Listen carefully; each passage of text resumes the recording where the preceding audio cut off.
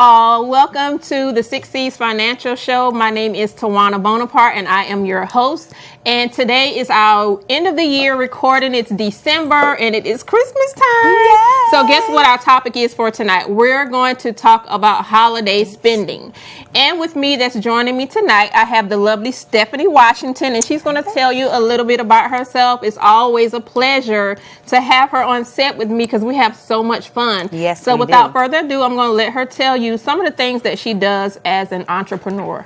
Hi, I am Stephanie. I am your creative wealth coach. And my goal is to help you make, manage, and multiply your money. So I'm so excited to talk about how we can do some of those things today.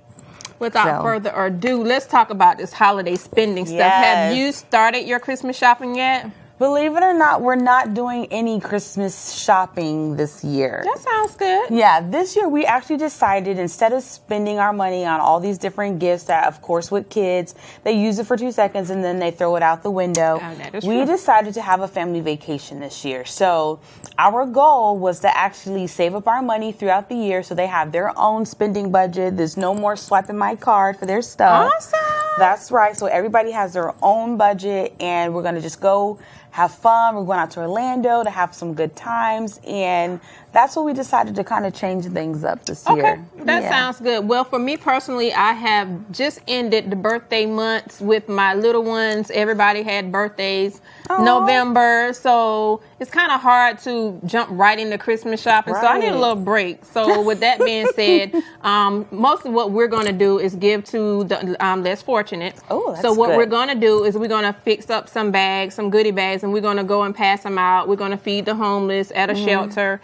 And we're also going to provide a family with gifts. Oh, that's really good. And they're not too happy about it, but you just had birthdays, so your mama person needs a little break. So what we're going to do is provide a less fortunate family with lots of gifts and stuff that they don't have because they get stuff all year long. Right. So I think instead of them, getting gifts, I think we're going to give to someone else. Oh, that's and really they're good. all on board for it. They only want one thing this time, so I think I'm going to just get that one item. Okay. And of course, it's a big item. Of course. Yeah. They make up for it. Right. So we're just going to do that for the holidays. But what I want to talk to you all about is holiday spending and how you're spending your money just for this one holiday. Most people consume all year long. And of course, tax time is coming up. So you're thinking that, okay, if I spend this money, then I'll get it back in a few months or whatever. But what I want you to do is to think about how you're going to go about doing your Christmas shopping. Right. So one of the things I suggest is creating a list. You know how you used to have your mom used to tell you to make a list of whatever the things that you want and, make a list of 10 things and you might get 5 of the 10 or you may get 10 just depending on how good you were all year, the little myth or whatever. So make a list of all the things that you're going to purchase when you go in the stores, and then that'll kind of eliminate some of the little things, the little sales and stuff that are kind of peeking out at you and asking you to come get me or whatever. So if you make a list prior to going in and also have a budget as well, and we've been talking about budgets all year long. So hopefully you're maintaining and sustaining your budget that you created at the top of the year. So with that being said, let's start out by writing down what we're going to go in the store for, what stores we're going to, do a little research and figure out who has the best deal. Because a lot of us are doing online shopping now and not actually going out to the stores because I noticed during Black Friday that it wasn't a whole lot of traffic. Oh, well, that's good. So I did a little research and I saw everybody at home, online, in the bed, purchasing stuff and waiting for the stuff to come in the mail. So being that it's the second week, almost the second week of the month, I don't know how much online shopping is going to be done. So with that being said, just get a little list and make a list of the things that you want to do and purchase while you're going out there. Absolutely. And don't take your kids with you. That is just a disaster waiting to happen because bringing them along kind of like takes the fun out of it because they're like basically putting what they want in there, and they already know what they got. So it's no point in purpose of wrapping it and putting it under the tree if you already kind of know what you have. So that's not fun. So it's exciting to know, what's behind this Christmas paper or what's in this Christmas bag or whatever that's wrapped up. So those are some of the key things that we can eliminate a lot of spending by creating a list. Bringing limited funds, because if you have a budget already kind of created before you walk out the door, you can just leave 3 of those credit cards at home and just take one with you. Or if you're going to use cash, take about $500 and spend $300 and take the other 2 and put it back in the bank. Just make it not about just one day, because you have to live the next day. You have to pay your rent, your light bill, your utilities, and all your, monthly bills still. But just for that one day, I just don't see people going into debt just for one day. And believe it or not, when I talk about it to people, they get a little offended. Like, this is the most important day of the year and blah, blah, blah. And I'm like, well, you still got to change your mindset, because at the same time, even though it is an important day of the year and y'all do all this holiday spending and shopping and stuff, you still got to control your budget and your spending. That still needs to be in place. So it's called discipline. So if you have that discipline in place and your budget in place, then you won't really have to worry about overspending. Too, and I think also coming up with creative ideas to start approaching these holidays is really good as well, too. For example, instead of just making an immediate family type of event, involve the whole family. Do a secret Santa. Because I know, like in college, we used to have a big sister, and throughout the year, they used to surprise us with small little gifts. So you can make a game of it, and in that way, you're not having to focus on spending all this money on all these different gifts. And now you can kind of change the mindset as well, too, because now it also is about serving and giving and things of that nature. And you're learning a lot of different great principles as well, too. You know what I'm saying? You're teaching your kids how to sow, how to give, as opposed to always just receiving or consuming. So those are some great things to think about, too, is Christmas doesn't have to be just what we're accustomed to, the big tree, a bunch of gifts under the table, but you can make it definitely more family oriented. You can make it more engaging. Let everybody be involved. Yes. And I just think that'll give a better atmosphere, and it's something that the kids can even look forward to, as far as them being able to decide, okay, well, I know who this person is. Now they get to start thinking of what would make them happy? How can I serve someone else, as opposed to thinking about just me? And I just think that, now you still have the whole Christmas theme, the Christmas atmosphere. Everyone's having a good time, but the focus is not on just them. Exactly. Absolutely. And I like the point that you made about making it family oriented, because you can create a game, make it a family game. Make it about money and make it fun.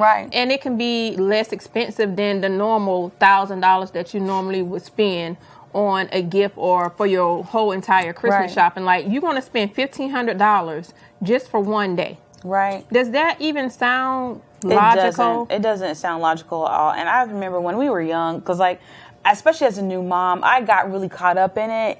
And I just remember to this day, and I look back and ask myself, what was I thinking? We spent almost $600-700 on Christmas for 2 babies who had more fun playing with the wrapping in the boxes than they did with the toys. Inside of the box and the wrapping. It took a couple of years before they even were able to play with a lot of the stuff that we were doing. And the thing about it is, we started carrying that with us for a while till it got to the point where it just became beyond ridiculous trying to keep up with everything. You and your husband were caught up in the Christmas, just that Christmas shopping hype. Not the kids, because they don't understand. They don't even know what's going on. All they know is there's a bunch of stuff in here, and they're overwhelmed. Like, Mom, what is this stuff? And it's like, at the end of the day, the next day when you wake up and you see all this paper, all these toys, and ask yourself, do I really need this stuff? Do they really need it? They don't touch it, and it's sitting in the corner. That's basically giving money away, throwing money away. That's exactly it. And I think back, too, if I just go back and I look at, because let's talk about, return of our investment, that we're putting into all these gifts. And when I think of all the Christmases that we spent that amount of money on those kids, if I would have took that same investment and I would have applied it in a different area, right? Let's see what that bottom number would be amazing. Exactly. And just think about it, because my kids right now are like 12 and 14. So if I was applying that $600, to their bank account or at least a high yield savings account, and they're now 12 and 14, can you imagine what that would have been if I had been a better steward of that money at that time? What about this? What about instead of buying all of those gifts and toys and clothes and shoes, cell phones, all that stuff that they don't need, why not buy a mutual fund or some stock or something that's going to be a return on money? Because once you get older and you start buying for your kids and you're like, you know what, I feel like I'm wasting money. And being that we're both in the financial arena, we kind of like see things differently now, and I don't see myself spending that much money for one day. Right. I don't either. Just to see a smile on your child's face, but you should see a smile daily because you feed them, you provide for them every single day. You got to cook for them, you got to buy groceries, you got a roof over your head. Like, put something into them that's going to bring something back. Right. So with that being said, I mean, I feel personally that everybody should try that at least once. Yeah, absolutely. If you don't do it for every child, at least do it for one child and see what the return is going to be like. You have more money next year this time than you've spent in probably over the course of a lifetime. Right. Oh, and just think about this. What if as a family, if everyone, because and most families are all the same, we're all spending at least $300 to $1,000, and what if we brought all of that money together? Like, you could start your own scholarship fund for your kids for college. You could start, that's a great opportunity to start bringing your money together, start investments, real estate investments, things of that nature. Right. And that's why I tell people, like, it's really time to start thinking outside of that right now moment, and let's start focusing towards the future, because Christmas is always going to come and go. It's every year. It's every single year at the same time. And when I just think of how much I spend on my children just for the necessities, and then adding those miscellaneous things along the way, I mean, that money adds up. And if you start allocating those funds just a little bit better, then that's a difference. Shopping is not a bad thing if you prioritize, but most people don't. And don't get us wrong, we're not trying to sound like the Grinch or whatever that stole Christmas. We're just trying to give you some helpful hints on how to save your money better and how to spend better, and not just for one day and one holiday, because it's 365 days in a year. Yes. And that one day is not equivalent to those other 364 days. It is not. So we're not trying to deter you from spending and shopping and enjoying Christmas. Only thing we're trying to do is to give you some helpful hints on how to spend and how to cut back and stop consuming so much, because I have a family member who would literally like spend a whole paycheck on one day, and the next day they're like, what is this stuff? They don't even touch it. So you're consumed with all these toys, all these things, and crowding your house and taking up all the space in your house for it just to sit there and get dusty, when it can sit in the store and you can take that money and do something else with. Start a college fund for them. You can start a mutual fund or buy some type of stock or share for them, and let that grow and bring money back. That's the only thing that I'm saying. I'm not deterring nobody from shopping. Absolutely. Because they're going to do that regardless. But at the same time, let's have a balance. Make it work and make sense for you. And just like, oh, I want my kids to be happy on this day. Well, your kids should be happy every day. They got a roof over their head and they're waking up and they're not sleeping on the street. So that's why we're giving back this year, and we're not, accepting gifts or whatever. So that's what we're doing for the community, and hopefully it'll be instilled in them. Yeah. And they'll want to do it all the time, because their birthdays are in November. And then December is Christmas, so you're getting stuff for your birthday. Why do you need something for Christmas? Right. That's just my concept. Like, I know you want something, but I'm just saying you don't need a whole lot of stuff. Just a little bit, just a little something. But my goal is to let them be able to give back, as well as learn how to save and grow their money, and know the importance of money and how to spend money properly, and stop consuming all of these things, because it's like all year long you're constantly buying. A new game come out, new shoes come out. You constantly need clothes because you're grown. You gotta eat. So all that money you're spending all year long, and then for one day you want to spend your whole year salary. You want to spend a whole 1 year salary for one day when you can be doing something else with it. So that's all I'm trying to do, is to get you to change your mindset and have a little bit more discipline when it comes to spending and shopping. Right. No, and I really like that idea too, because because what people fail to understand is what you're doing is probably one of the number one principles when it comes to finances, and that's giving back. Right. Tithing, charity, whatever that looks like to you, because you reap what you sow. Absolutely. And we want to sow good seeds. Exactly. So that it can come back and, constantly grow. Exactly. And one thing that I do want to mention, not only just about, Christmas season or whatever, but we also want to talk about joining forces with each other. Right. I see a lot of kids in my hometown. They'll come together and put certain things together that's, illegal, that everybody is doing, and they have a good time and then they go home or whatever. But I think that people should join forces and put something positive together and build the communities. Like, we can go in a small town and complain about there's no good stores, there's no good malls, we don't have this or we don't have that.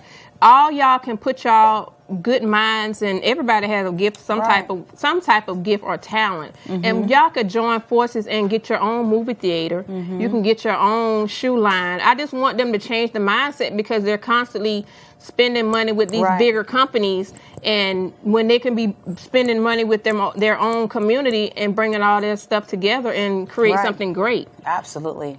That's a phenomenal idea. And I definitely feel like we can make a bigger impact if we were able to really start recognizing that and us working together in order to help move those types of things forward. Yeah. Because that's mainly what's lacking in a lot of communities, is the right people willing to put forth the effort and the time. And our children are the foundation in our future. So if we start instilling these principles in them now, these are going to be the people who are going to start making a lot of changes to better and move, our country, our communities forward. Yeah. You know what I'm saying? But right now, if you look at the generation, everything is so microwave. Everything is so, I got to have this, overnight success. Yes. And it's nothing about actually working and putting in effort and understanding the process of time, because the best things happen over time. I was listening to, I can't remember who the man was, but he was saying there's a difference between how long it takes to put together a Bentley than how long it takes together to put like a Honda or something like that. Because doesn't it take like 3-4 years? It's something like 6 years or something like that? I believe so. But if you look at the quality, what it offers, the brand, the value, what people recognize when they see a Bentley as opposed to when they see a Honda. Right. And this is how we have to start having our mindset when it comes to when we're making financial decisions, is that we have to look at the long haul and stop trying to shortcut the process, because within that process is where there's going to be a lot of lessons learned, and a lot of people can be blessed just by going through that process on how to get to the next step. Right. You know what I'm saying? Yeah. And our kids especially are missing that, because everything we see now on social media are such lies. Right. Everybody's trying to pretend that they have these big houses and big fancy cars and things of that nature. And I'm not saying that all of that there are not some people out there who honestly have those things. But see, what they don't understand is they see a finished product. Right. They don't see the stuff that goes on behind the scene, the blood, sweat, tears, the late nights, the early mornings, all the work that is put into it. Yeah. So they're going to go on social media. They're going to see somebody with a long hairdo, with nice clothes, a nice house, and a car, but they don't understand how long it took them to get to that point.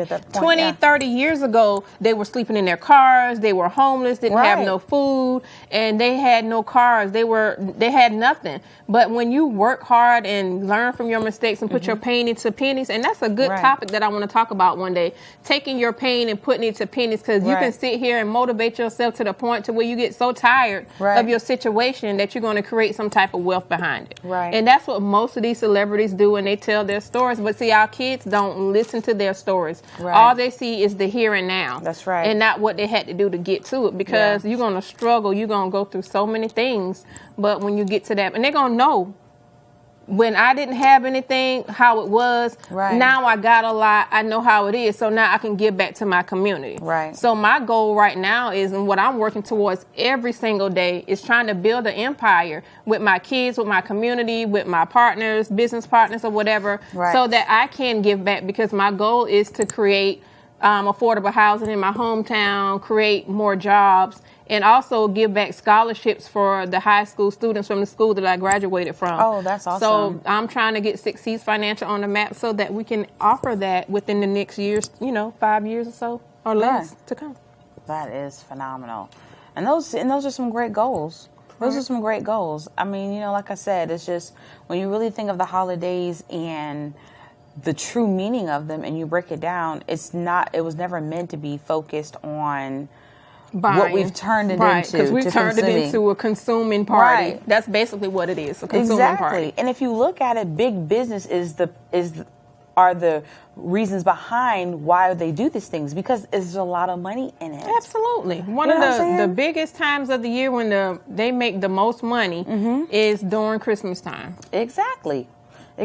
So just keep that in mind, and let's think of how we can reallocate those resources to help us move forward with our finances. Like, if you could imagine the kind of lifestyle that you would want, what would that look like for you? Right. You know what I'm saying? What do you see yourself at in the next 10 years?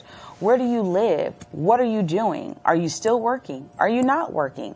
Well, once you start actually breaking down those questions and you start aligning the numbers to it, you have to recognize that you have to have a different mindset if that's the kind of lifestyle that you want to create for yourself, where you work because you want to and not because you have to. And when retirement years come, like when you reach that retirement age and you get Social Security and you don't have enough to survive off of and you have to end up going back to work, then you're going to be like, oh, I should have saved some of this money that I was spending on Christmas shopping all these years, or I should have invested my money. You can put your money in a bank and it's not going to go nowhere but in that bank. But if you take your money and invest it and make it grow, which people don't like to do, because I don't know why they're afraid of this word investment. It's just getting money back off of a return of something that you put in. So you're putting in so you can get more back. You cannot get rich or have a whole lot of money just by putting it in the bank. It's not growing. It's not growing at all. That little bit of interest is not helping anything. Yeah, and consuming all these gifts and all these items and stuff throughout the year, that's not bringing you money back. Right. Well, see, and I think, for me, I feel like the fear comes behind because most people don't have disposable income. Because, the thought process is you don't give up money that you can't afford to lose. And that's what's the problem. That's the problem. Right. Most people can't afford to lose the money, so they don't invest. Right. And they're scared to wait because, even when you think about the stock market, and then we always ask, well, what is your level of risk? Are you a moderate, conservative, you have to take or that you're a high risk person? Exactly. Yep. Because we need to know that if the market starts changing, you're not going to have a heart attack, and because with those things, the market always goes ups and down, but you have to be patient. You have to understand the long game. Right. So that's why I just really feel like people have to start changing the mindset, and it starts with the small habits. Because if you can create a platform for yourself where you have money that you have access to, that if you were to lose it, it'd be okay. Right. But just think about what would happen if you could gain off that money as well, too. You know and that's what they don't understand. Exactly. So if they can get that concept, and I talk about it in my book, my second book, about how to start investing. Right. And it's just really, really simple little techniques that you got to take the time and read and educate and learn about it, because it's going to bring you a whole lot of money back. So if you can sit there and, go to the movies, go to the mall and club and all that stuff, you can pick up a book and learn how to make more money. Right. And, get a return on it. And it's not an overnight process. It's a process. It's not a microwave situation where you can put it in there for a couple seconds and you get all this money back the next day. And that's what they don't want to do. They don't want to wait on the return. But if you can just take this money that you was going to blow in the mall and invest it and wait on a return for it, then you're not going to miss that money, because guess what? You're gaining money back from it versus, oh, I have this money here. If I spend it, then I won't have nothing else. Right. So be able to lose something to gain something. Right. Well, I mean, just think about it. Going to a job every day is a risk. True. So you can invest 10 years, 12 years into a company, but if they decide that, either they don't want to be in business anymore, or that you no longer are of value to them, that's still a risk. Absolutely. And you have to be prepared for those types of life changes that are going to happen. So I just feel like, we always talk about don't put all your eggs in one basket. So when you start taking the initiative and the small risk to start spreading some things around, see, when life happens, it doesn't have to stop you in your tracks. You'll be able to bounce back quicker. Exactly. Yeah. So I just want people to kind of start thinking about what we put security in is probably one of the most riskiest things that we can invest in. Absolutely. And, going to work every day is one of those investments. If you don't own a company, then your job is not secure. They're making money off of you. Exactly. By you coming up every morning to sit in their job from 9 to 5, they're making money off of you, and you're just getting a portion of what they're making, a paycheck, a crumb. That the IRS is going to get most of it before you even get it. Exactly. So why not invest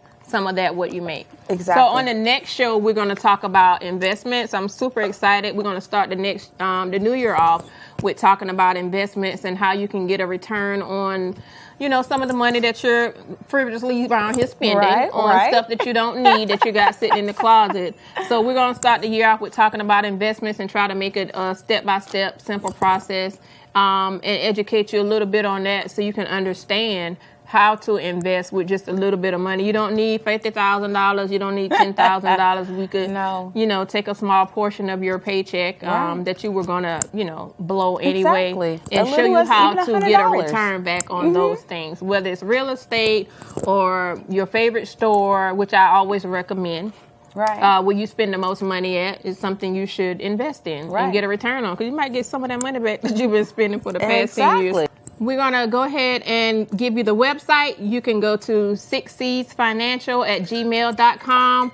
If you have any questions or any concerns about anything that we have going on, and that's SixSeedsFinancial@gmail.com. So that's sixseedsfinancial@gmail.com. And if you have any questions, any concerns, or how you need to get in contact with me, just shoot me an email and I'll be able to get back with you as soon as possible.